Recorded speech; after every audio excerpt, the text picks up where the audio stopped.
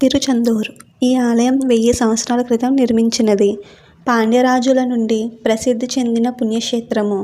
విష్ణుమూర్తి శనీశ్వర స్వామి సమేతముగా సముద్ర తీరాన వెలసిన సుబ్రహ్మణ్య క్షేత్రము. ఈ క్షేత్రము కన్యాకుమారికి 100 కిలోమీటర్ల దూరంలో కలదు మరియు తిరునల్వేలి నుండి 48 కిలోమీటర్ల దూరంలో ఉన్నది. బధిరులకు కరుణించి మాటలు ప్రసాదించు స్వామిగా ప్రసిద్ధి చెందినారు. ఇచ్చట స్వామివారు ఒక చేతిలో జపమాల, మరొక చేతిలో పుష్పమును ధరించి ఉంటారు. ఇక్కడ కొబ్బరికాయను పూర్తిగా పీచు తీసి వేసి కొట్టాలి. గల ఆలయంలో 24 బావులున్నాయి. ఇందులో కనార్ బావిలో తీర్థము తీయగా ఉంటుంది. మిగతా బావులన్నింట ఉప్పు నీరే. ఈ మురుగర్ కోవెలలో ప్రధానమైన వాటిలో ఇది ఒకటి. భస్మము, గంధము, ఆకులతో పెట్టి ప్రసాదముగా ఇస్తారు.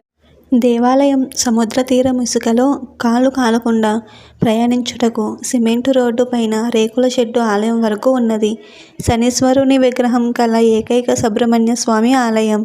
సముద్రమునకు అతి దగ్గర గల ఆలయానికి ప్రక్కనే మంచినీరు గల ఆలయము.